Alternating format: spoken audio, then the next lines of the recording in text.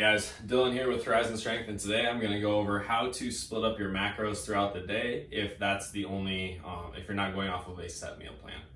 So we're going to preface this with our, kind of standards. So 3,000 calories, 200 grams of protein, 400 grams of carbs, 65 grams of fat, and 20 to 30 grams of fiber counted towards your carbs. Some people don't count their fiber as carbs or calories in general, saying that they're insoluble, that your body doesn't digest them. Personally, I believe that you should count them because every calorie is going to count no matter what scenario you're in, whether you're trying to lose weight, gain weight, or just maintain your physique.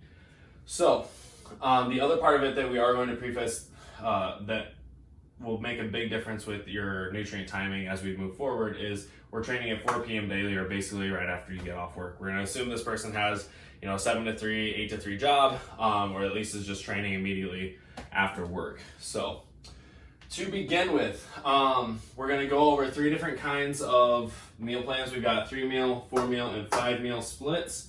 We're going to go over pros and cons of each, as well as why I have each amount of macronutrient at each meal. So we'll go meal by meal, day by day.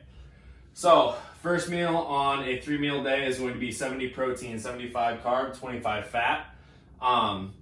Don't have as many carbs in the morning just simply because we're not going to be using them towards your workout. In general, you're going to see that I put about 60 to 70% of your daily carbs right around your workout. This is going to be to fuel performance during the workout, as well as aid in recovery immediately post-workout. So in the morning, we want to get some carbs in, but not too terribly much that's going to be taking away from that pre and post-workout meal. But we need enough to give you energy just throughout your day. This is also a good time to be getting some of that fiber in because it's going to slow down digestion a little bit. It's going to help you feel satiated a little bit longer. That's also another reason for having the higher fat a little bit at this meal. You'll notice with the 3 meal split, it's a good amount of protein at each meal. This can be problematic for some people just because they get full very quickly. This is where having easily digestible protein sources available are really, really important. Things like chicken, whey protein, Greek yogurt, stuff like that that's very light but protein packed is going to be a good option for if you're running into meals like this with 60 plus grams of protein. So moving on to your lunch, this is also going to be counting as your pre-workout meal. If you're eating around noon, 1 o'clock, you're going to be training 3, 4, 5 o'clock in the afternoon.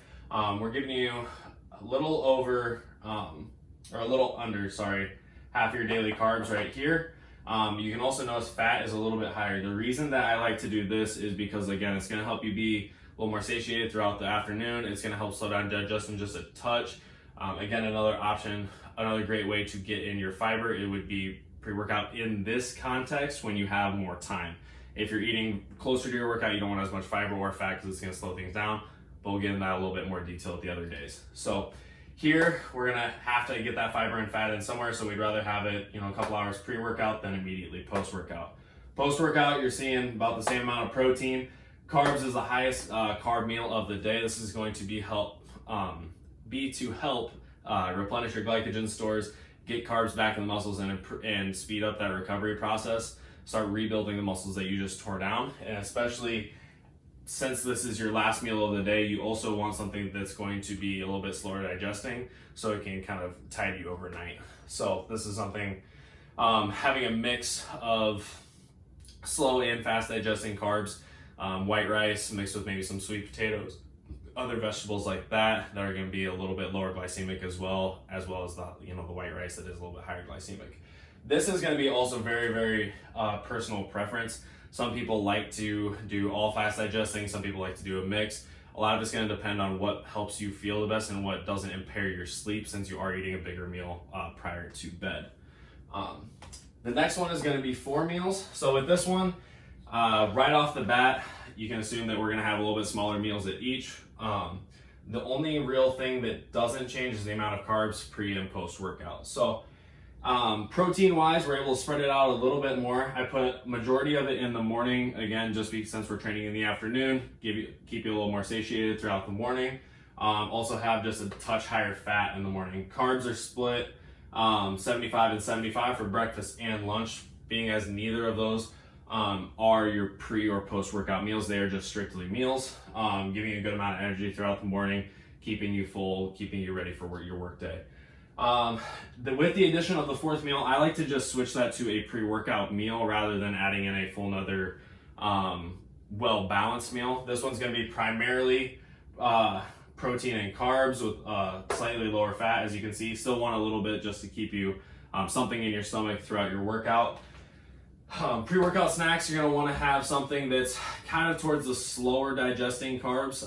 Some things that people like to use are oatmeal, granola bars, things like that. I personally like peanut butter sandwiches with like some banana and stuff, like honey, things like that, that are going to give you a good amount of energy for your workout, but also fuel you throughout your workout, not just give you a big spike at the beginning and then crash. So post-workout, the one thing that'll change here is lower protein than your 3-meal day.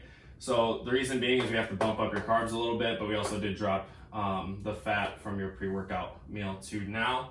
So same split throughout the day, a little more protein in the morning, a little bit more carbs in the afternoon. Nothing too crazy. I personally like to steer more towards a 4-meal day than a 3-meal day because of better digestion and just better fueling for your workouts. My ideal range would probably be the 5-meal day. Not everybody has the time to do this. Not everybody wants to do this. This is definitely one of the harder ones to stick to just because you are getting more meals in. But if you get in the routine, personally, I have always noticed a lot better performance in the gym and a lot better body composition overall having 5 meals in. I've just noticed my body responds better to it. I seem to digest things a little bit better, have a little bit better energy throughout the day, don't get as weighed down from my meals. So with this, we can have a nice even split of our protein throughout the day. We've got 40 at each meal. Here, we're gonna drop the carbs a little bit in the morning. So instead of 75 at breakfast and lunch, now we're just going 50. The nice part about this is now we can have a pre and post-workout snack where we can slam the majority of your carbs in, cut some of the fats out, and really help speed up the digestive process around the most imperative time of the day, which is your workout. So pre-workout snack, we're gonna keep the macro split the same as yesterday, 40, 100, 15. Post-workout, we're gonna go 40, 100, 55. So we're just dropping 5 grams of fat here from the post-workout dinner, basically. Switching this over here. And then your dinner is basically just gonna be another breakfast and lunch macro split. So this, once you get into a habit and you have meals that fit these macros, it really does become second nature to just be eating every couple hours. Your body gets on a nice little routine. And I personally find it a lot easier to get more food in this way rather than trying to do, say 3 big meals. So if you have any questions about nutrient timing or anything like that, shoot me a message. Otherwise, this will be a series I'm going to kind of build off of going forward, getting into nutrient timing, what foods to have when, what foods to avoid when, and things like that. So if you guys have any questions,